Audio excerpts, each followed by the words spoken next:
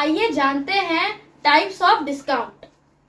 Previous वाली class में discount बताया था मैंने। आज हम लोग पढ़ेंगे टाइप्स ऑफ डिस्काउंट, जिसमें हम लोग दो टॉपिक कवर करेंगे, ट्रेड डिस्काउंट और कैश डिस्काउंट। तो आइए जानते हैं trade discount. Trade discount, trade discount is a reduction in the price of goods below list price for members of the trade. मतलब ट्रेड डिस्काउंट क्या है? एक तरह का क्या है? रिडक्शन है। किसमें है? प्राइस ऑफ गुड्स में। डिस्काउंट किसमें होगा? गुड्स के प्राइस में ही होगा ना। Below list price for members of the trade, मतलब लिस्ट प्राइस के नीचे। और ये डिस्काउंट किसके लिए होता है? ये बहुत इंपॉर्टेंट चीज है। ये जो डिस्काउंट होता है तो ट्रेड के मेंबर्स के लिए होता है, ठीक है। ये नॉर्मल के नहीं होता है trade discount.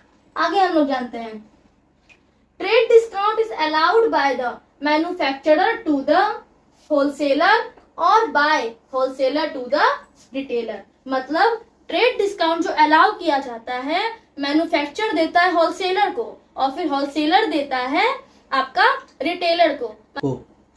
Trade discount, trade discount जो होता है वो आप लोग का जो ट्रेड कर रहे हैं, जो मतलब बिजनेस कर रहे हैं, उनके लिए है। जैसा कि मैंने बताया, मैन्युफैक्चर डिस्काउंट दिया किसको? होलसेलर को। जो होलसेलर किससे खरीदते हैं? मैन्युफैक्चर से खरीदते हैं ना।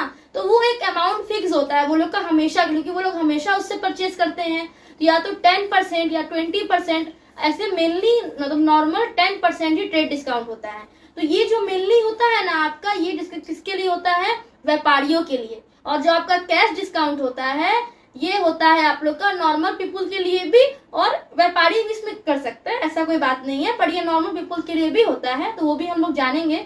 अभी ट्रेड डिस्काउंट, ट्रेड डिस्काउंट आप लोग को सिंपल में समझ में आया होगा कि जो ट्रेड कर रहे हैं उनके लिए है। और ये किसको मिलता है? मैन्युफैक्चर दिया होलसेलर को और फिर होलसेलर दिया रिटेलर को। ये हुआ आपका ट्रेड डिस्काउंट।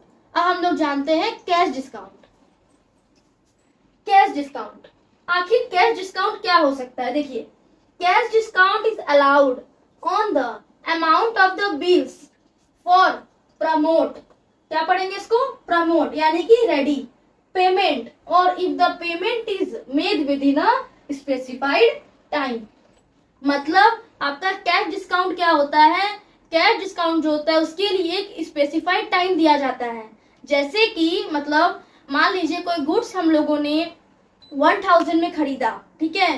अब हम लोग उसके लिए बोला गया है कि अगर आप लोग उसको 10 दिन में पेमेंट कर देते हैं तो आप लोग को कैश डिस्काउंट मिलेगा 5%, 10%, मतलब तभी मिलेगा, है ना। तो यानी कि जो हम लोग 1000 का हम लोग गुड्स कितने का हो जाएगा?